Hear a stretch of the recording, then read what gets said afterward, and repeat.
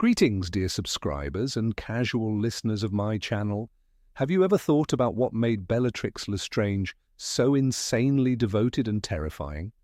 What if her madness had a logical explanation, rooted in deep psychological wounds? In today's video, you will find out the shocking truth behind her descent into darkness. The world of Harry Potter is filled with unforgettable characters. Some are noble heroes, others complex and layered, and then there are those who leave a lasting impression as villains. Bellatrix Lestrange was not just another Death Eater, she was Voldemort's most fanatical follower, a witch whose very presence radiated chaos. Played brilliantly by Helena Bonham Carter in the films, Bellatrix was more than just a servant of the Dark Lord.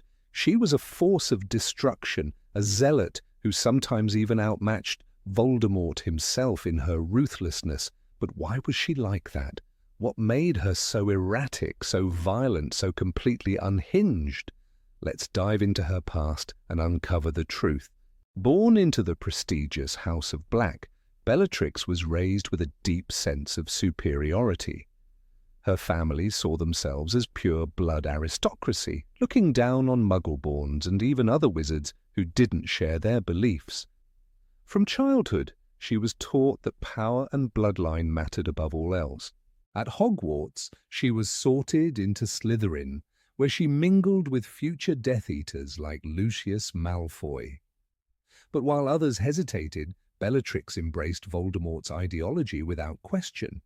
She didn't just follow him, she worshipped him. Her loyalty knew no limits.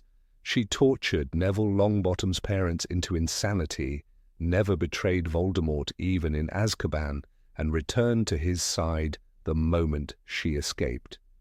Until her final breath in the Battle of Hogwarts, she remained his most dangerous enforcer. But what truly made her this way? Some believe it was Azkaban. Years spent in the wizarding prison surrounded by Dementors could have shattered what little sanity she had left.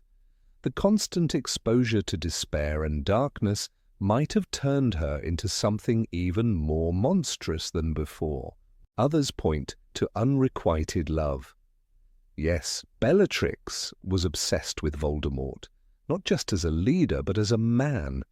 While she was married to another Death Eater, it was Voldemort she truly loved. But he was incapable of love, and her desperate need to prove herself to him only drove her deeper into madness. She committed atrocities, hoping to earn his approval, but all she ever received was cold indifference.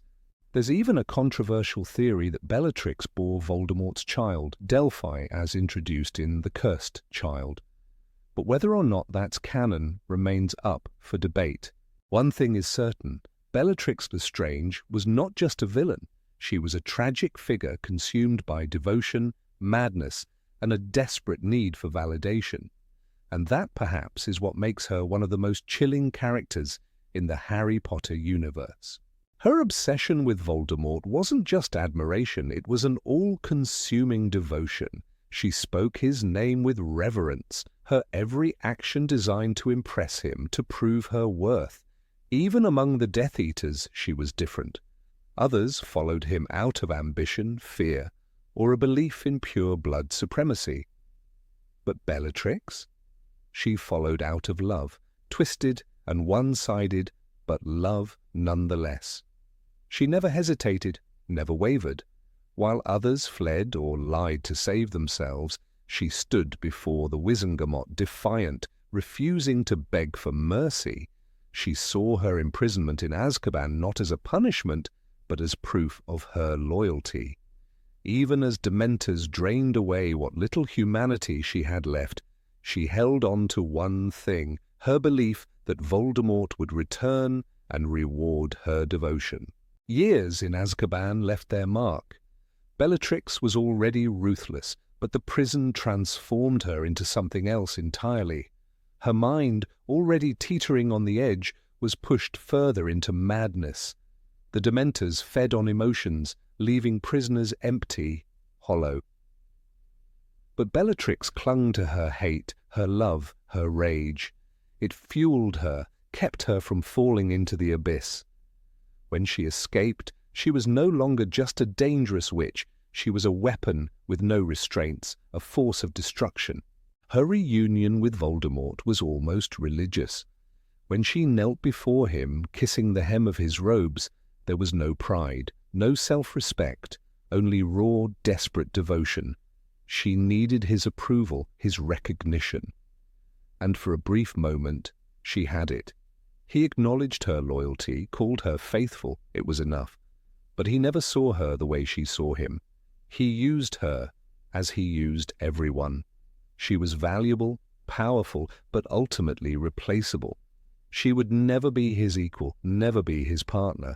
And deep down, some part of her must have known that, but she refused to accept it. Instead, she threw herself into her work, taking every opportunity to prove herself. She didn't just kill, she made it an art. She reveled in the suffering of others, laughing as she cast the Cruciatus curse, finding joy in the pain she inflicted. For Bellatrix, war was more than just a fight for dominance. It was personal. She wasn't content with simply following orders. She wanted to be at the center of the destruction. The attack on the Burrow, the torture of Hermione Granger, the murder of Sirius Black. Each moment was another opportunity to prove herself. But Sirius's death was different. He wasn't just another casualty. He was family.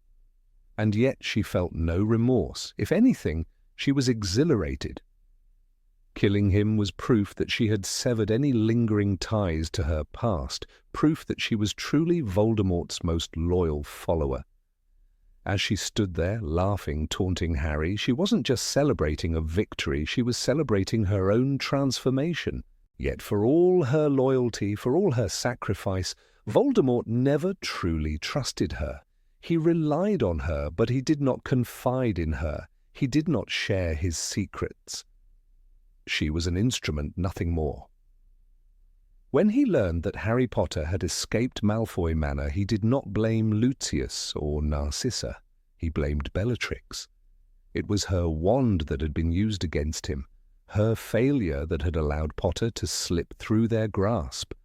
And in that moment, everything she had worked for, everything she had given up, meant nothing. She had disappointed him. And there was no greater shame. Her last stand at Hogwarts was not just a battle, it was her final chance to prove herself. She fought with a kind of reckless fury, tearing through her enemies with the desperation of someone who had nothing left to lose. But it was not enough. In the end, she was not struck down by an aura or a powerful wizard, but by Molly Weasley, a mother defending her child. And in that moment, Bellatrix's story came to an end. Not with glory, not with honor, but with a single, final spell. Perhaps the most tragic part of Bellatrix's story is that she never truly lived for herself. Her entire existence revolved around someone who saw her as disposable. She gave everything, her freedom, her family, her sanity, and in return she received nothing. No love, no gratitude, just orders, just expectations. And when she was no longer useful, she was discarded, forgotten. She was a villain, yes, but she was also